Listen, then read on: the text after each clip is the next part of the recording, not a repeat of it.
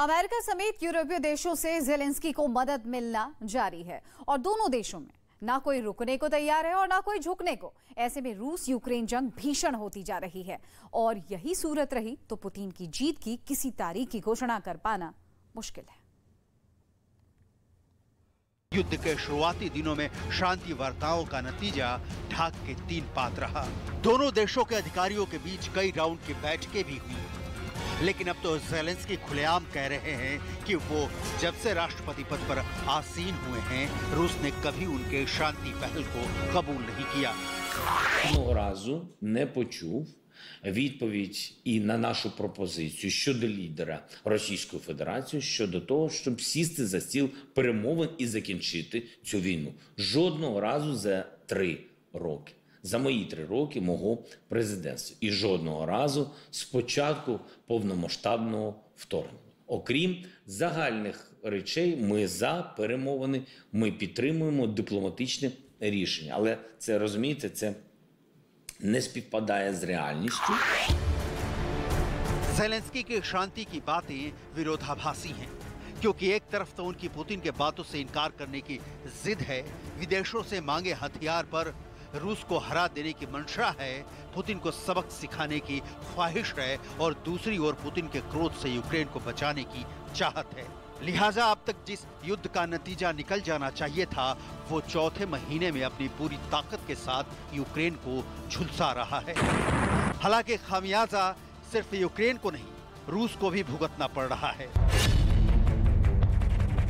Ukraine का दावा है कि 24 फरवरी से 28 मई के बीच तक उसने 30,000 रूसी सैनिकों को मार गिराया है।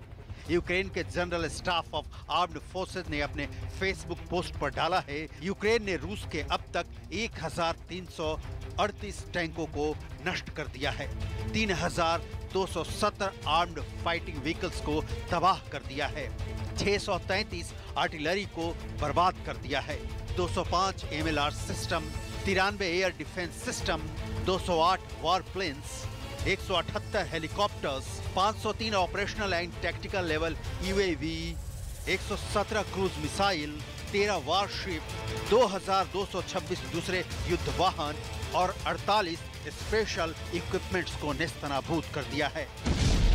पुतिन को इस लेवल की हानि की आशंका तो बिल्कुल नहीं होगी, लेकिन इससे रूस के युद्ध में आगे बढ़ने की इच्छा पर शायद ही असर पड़ा हो। अब तक युद्ध की तस्वीरें बता रही हैं, जो युद्ध के बिल्कुल शुरुआती दौर में बातें सामने भी आई थी कि पुतिन युद्ध में तब तक नहीं रुकेंगे जब तक ज़ेलेंस्की सरेंडर नहीं कर देंगे।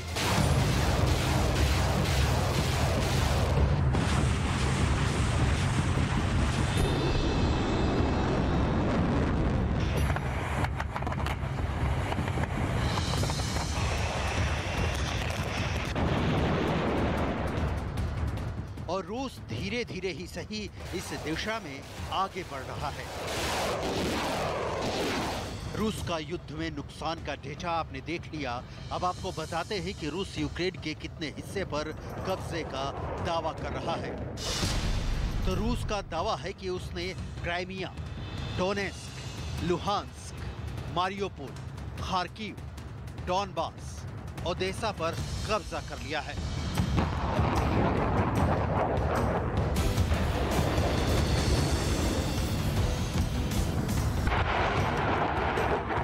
लेकिन रूस जब तक कीव पर कब्जा नहीं कर लेता, संपूर्ण युद्ध के जीत की तस्वीर अधूरी रहेगी। लिहाजा ऐसा माना जा रहा है कि डॉनबास इलाके की लड़ाई के बाद रूसी फौज एक बार फिर कीव की ओर कूच करने वाली है।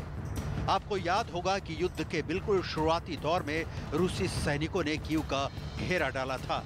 इसमें सहयोग के लिए पुतिन ने अपने सबसे भरोसेमंद और वफादार चेचन लड़ाके रमजान कादिरोव और उसकी सेना को भी झोंक दिया था।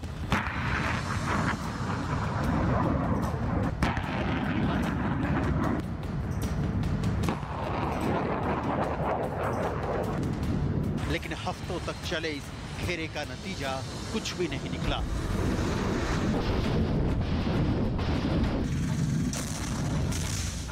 ज़ेलेंस्की बंकर में चले गए और वहीं से युद्ध का संचालन शुरू कर दिया।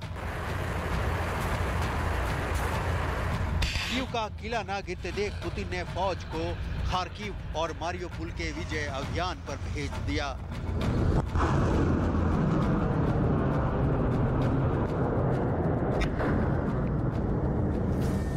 अब ये दोनों क्षेत्र रूस के कब्जे में हैं, तो फिर से कीव को घेरने की प्लानिंग शुरू हो गई है।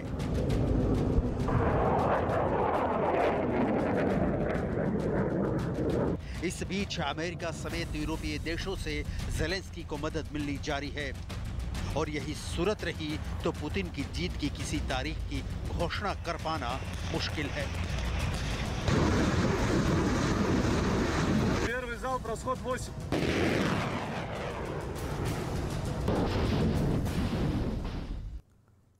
उधर रूसी सेना पर यूक्रेन के मिकोलाइव शहर के लोगों पर जानबूझकर हमले करने का आरोप लगा।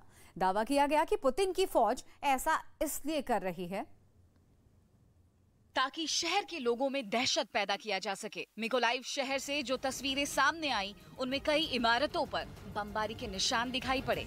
ऐसी कई बिल्डिंगें नजर आईं जिनकी खिड़कियों के शीशे टूटे दिखाई पड़े। यही नहीं, कुछ कारों पर भी गोलियों के निशान नजर आए। दावा किया गया है कि रूसी सेना शहर के लोगों को निशाना बनाकर हमले कर रही है।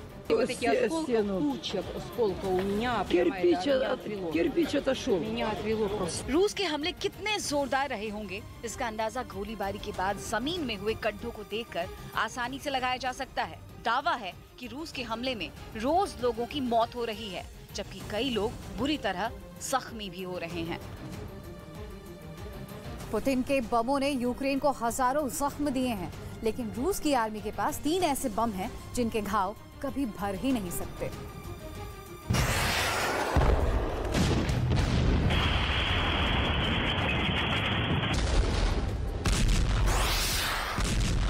दिनों के अंदर यूक्रेन पर कौन कौन से खतरनाक बम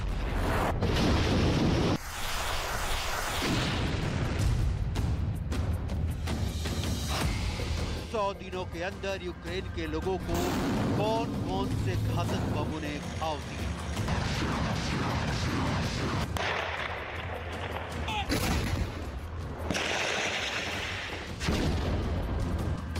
दिनों के अंदर यूक्रेन पर इस्तेमाल हुआ सबसे खतरनाक बम कौन सा था?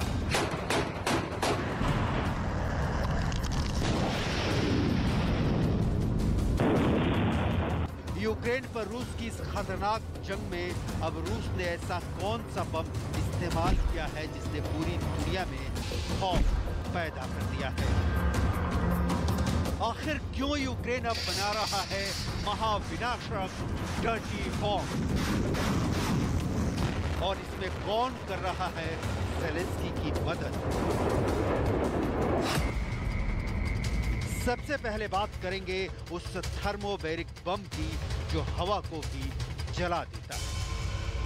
दरअसल यूक्रेन ने अब एक बार फिर रूस पर यह आरोप लगाया है कि वो यूक्रेन के अंदर डॉनबास रीजन में बेहद खतरनाक थर्मोबैरिक बम का इस्तेमाल कर रहा है।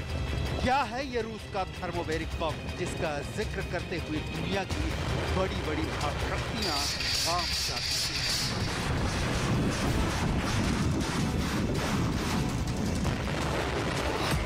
थर्मोबैरिक बम इंसान के फेफड़ों में आग लगा देता है। इतना ही नहीं, ये खतरनाक बम इंसान के फेफड़ों में मौजूद ऑक्सीजन तक को जला देता है। फेफड़े जलने से बेहद दर्दनाक मौत होती है।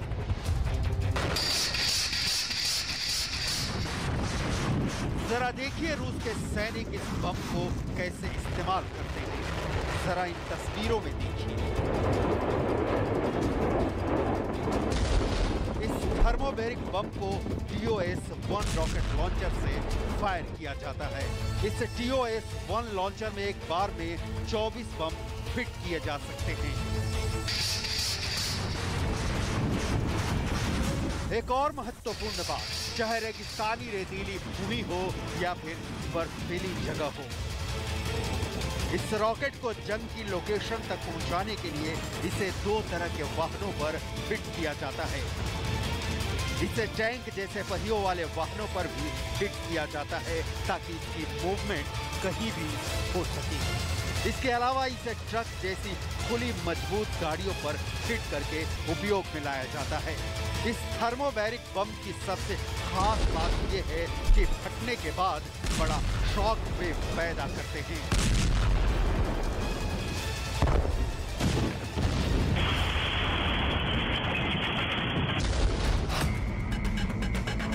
थर्मोबैरिक बम फटने के बाद आसपास की हवा को अपने अंदर खींचता है। पहले ऊर्जा इकट्ठा होती है और फिर अचानक यही ऊर्जा बाहर की तरफ निकलती है, जिसके बाद एक बड़ा शॉक वेव पैदा होता है। इस शॉक वेव में आसपास की इमारतों को नुकसान होता है, पेड़ पौधों को भी ये शॉक वेव जला देता है। ज़ेलेंस्की ने यह आरोप लगाया है कि डॉनबास के लेमेन इलाके में बड़े पैमाने पर आम लोग इस बम की चपेट में आए हैं।